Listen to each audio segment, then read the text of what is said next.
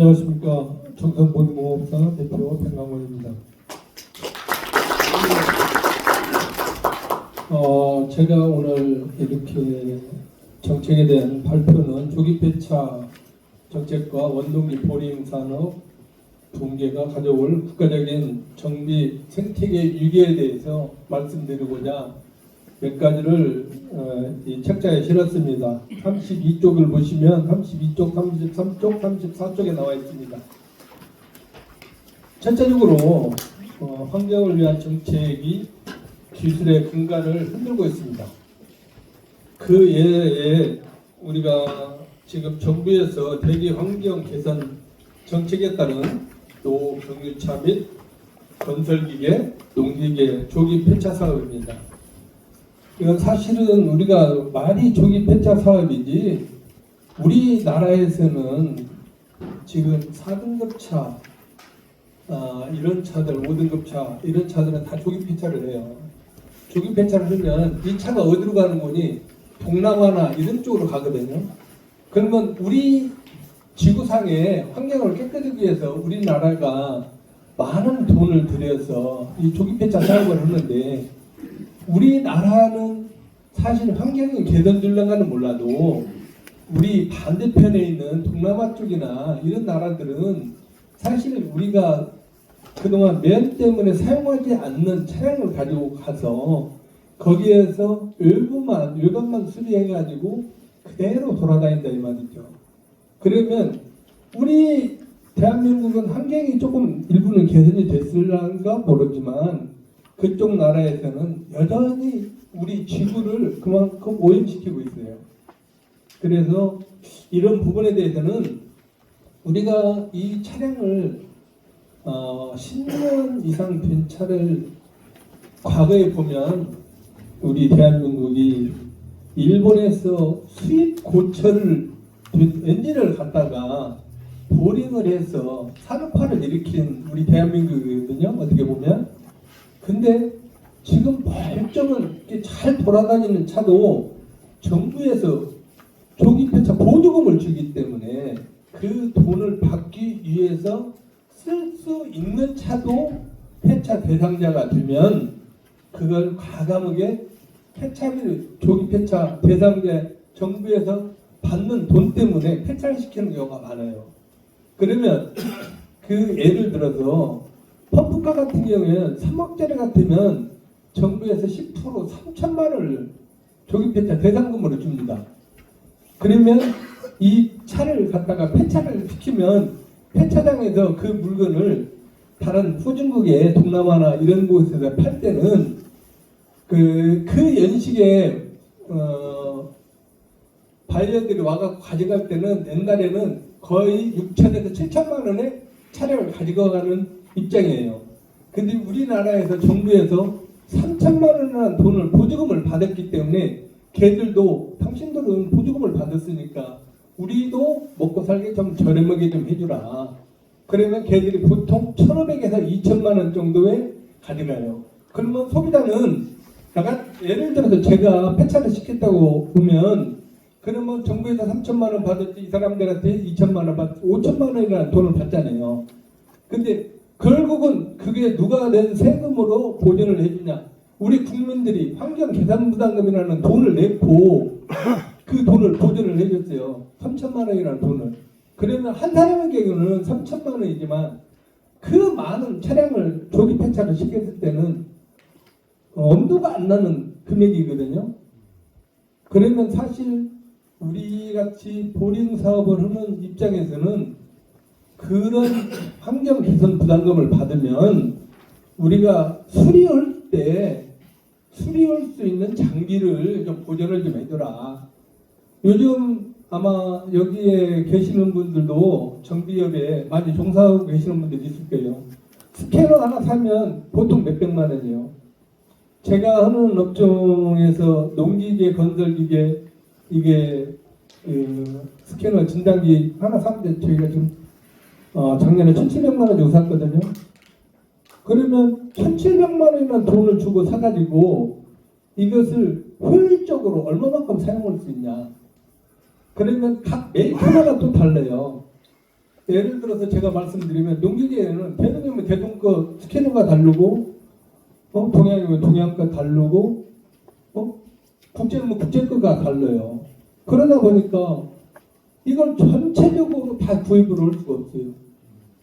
그런 어느 정도의 정비업에서 환경을 개선할 수 있는 그런 업체에 그런 기계라든가 이런 것을 좀 보전해 주셨으면 쉽게 얘기해서 소비자들이 아마 이런 얘기 들었을 거예요. 농기계를 가지고 계시는 분들이 예전에 80마력짜리 가지고 일을 했는데 요즘은 80마력 DPF 달린 차 가지고는 그 옛날에 사용했던 힘만큼 절대 사용 못합니다.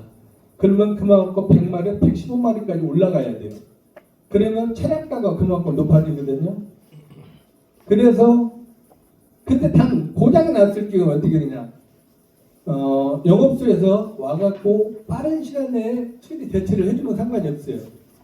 근데 영업소 직원은 한정이 되어 있고 농기계 판매는 각 면 단위, 각 밑단위 개인한테 많은 농기계들이 보급이 되다가 보니까 빨리 안 와요.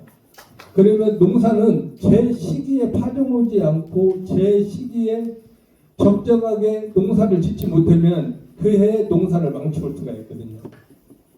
그런 부분에서 각 이런 저희 같은 업을 하고 있는 사람들이 그런 기계를 가지고 있으면 빠른 시간 내에 그분들이 거리가 가까우니까 그런 사람들을 용인하게 수리를 해주고 그 사람들도 적절하게 수리를 받아 빠른 시간 내에 농업에 종사할 수 있도록 할 수가 있거든요. 그래서 제가 농촌에서 사실 이제 정읍이라는 중소도시에서 생활하다 보니까 그쪽에는 이제 논밭 이런 이제 경작하는 그런 곳이 많아요. 그런 사람들과 상대해서 보면 농민들, 축산업 이런 종사하는 관계자들이 애로사항이 많습니다. 그래서 사실은 저도 오늘 이 자리에 이렇게 나올 형편도 아니지만 그래도 우리 대한민국의 환경을 좀 개선하고 우리 국민들이 좀 더 삶의 질을 좀 높일 수 있는 이런 자리가 마련됐다 해서 오늘 저도 나와서 이렇게 사실 말씀을 나누고 있거든요. 근데 조기폐차도 문제지만 우리가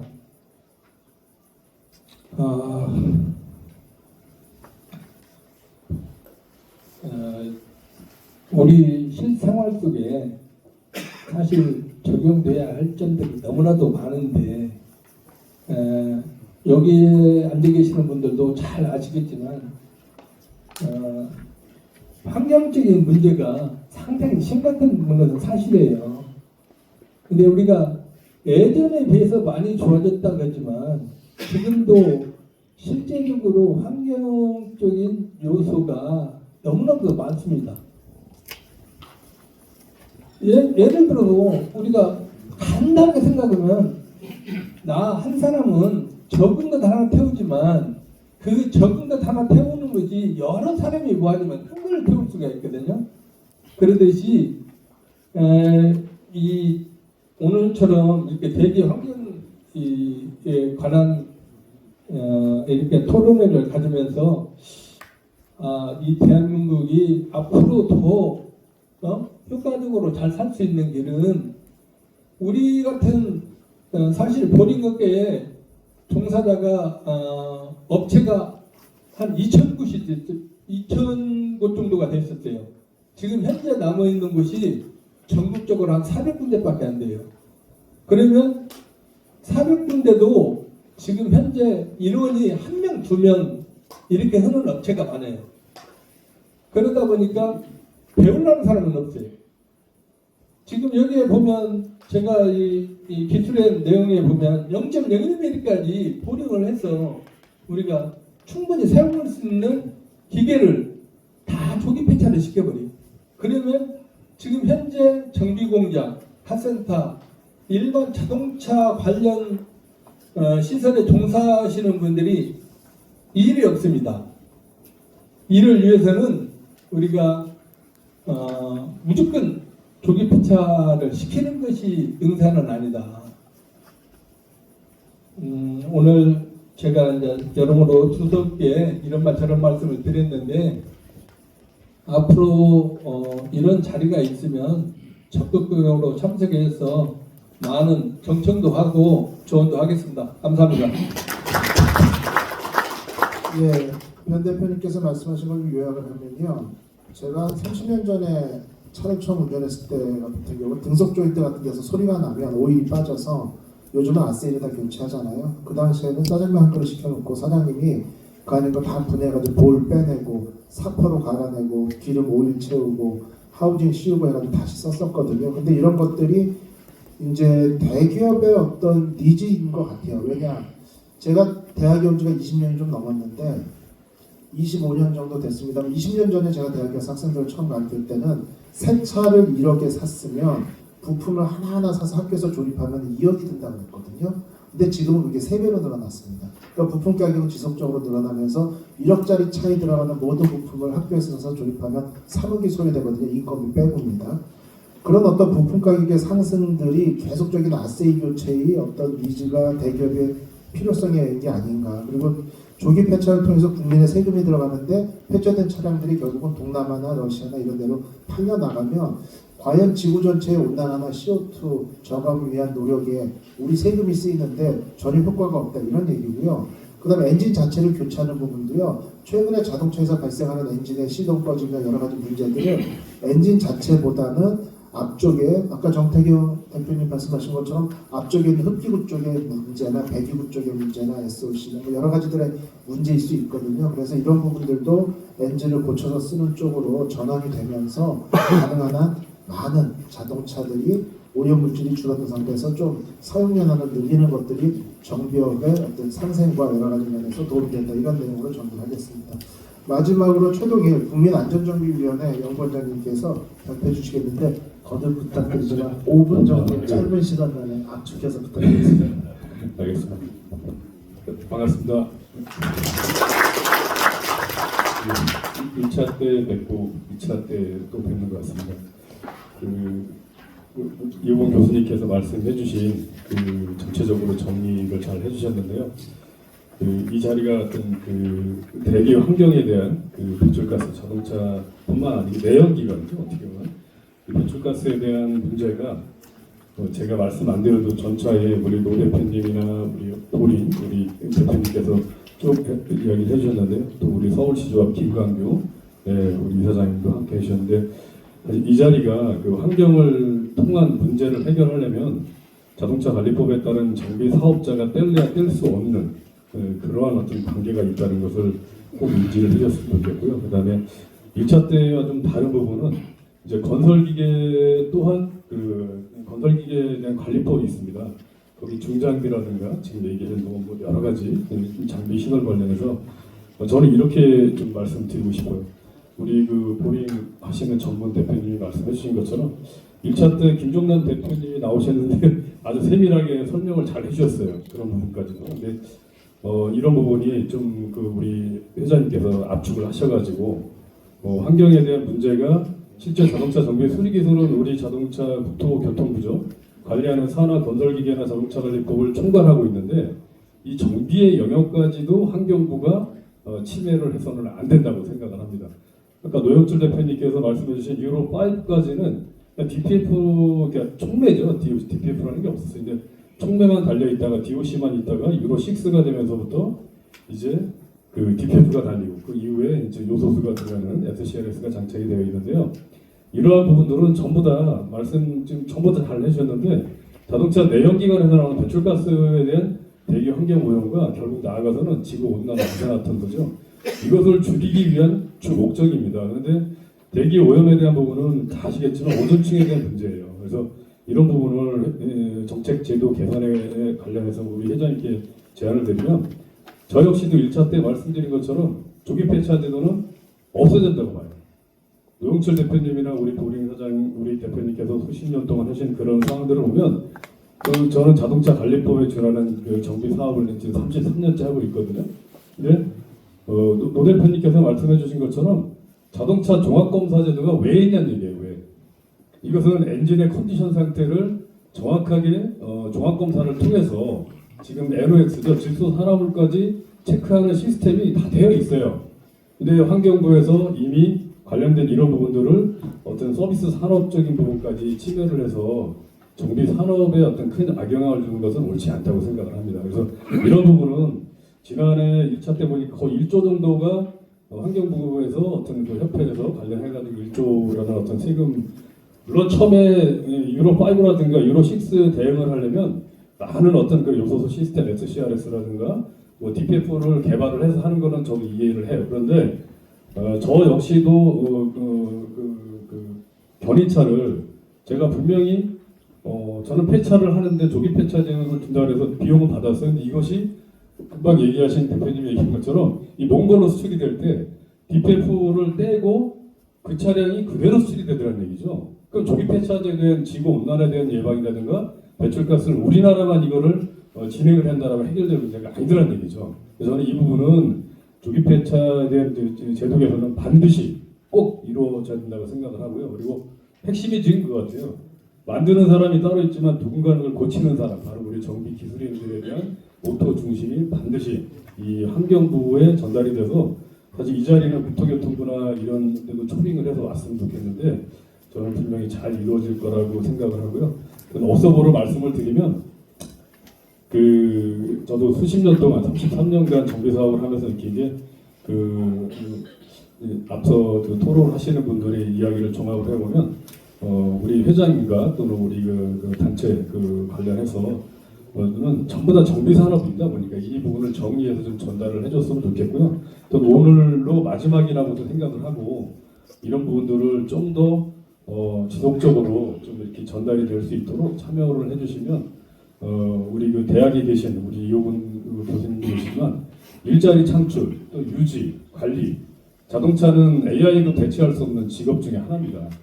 이것은 뭐 여러분 다 아시겠지만 전기차가 온다 하더라도 정비를 해야 되고 누군가는 사후 관리를 해줘야 되는데 그것은 환경과 어떤 그 안전에 국민들 소비자 안전에 지속적인 영향이 될 거라고 생각을 하고 그다음에 여기 보시니까 우리 자동차 정비 사업자 또는 건설기계 사업자는 반드시 차량을 수리해서 나갈 때는 점검 정비 명세서가 의무적으로 나가야 되는데 거기에는 분명히 리매뉴팩처링 국가 인증을 받은 제품을 쓰게끔 되어 있어요.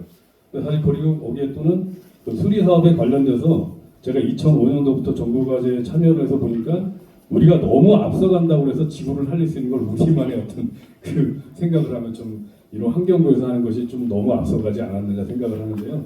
어떤 짧게 좀 시간을 제가 저는 마지막이라고 생각을 안 하고 우리 이 책자대로 따지고 우리 김광규 이사장님께서 한 시간을 많이 할애를 해주려고 했는데 저는 1차 때 현장의 목소리를 참 듣지 못했어요. 듣더라도 개인적인 의견이 많았는데요.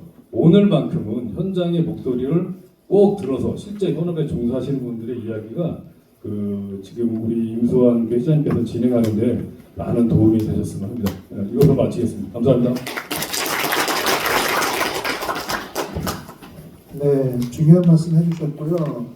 실제 종합적으로 해보면 뭐 종합검사나 이런 부분도 말씀드리면 필요 없을 수 있어요. 뭐 정기검사나 우리가 정기검사에서 그 불합격되는 비율이 13%인가 많아 17%로 알고 있는데 나머지 훨씬 많은 차량들이 뭐 필요 이상의 비용을 내면서 이렇게 제도가 운영되고 있고 여러 가지 제도들이 이제 좀 비합리적으로 운영되고 있는데 이런 것들이 개선돼야 된다.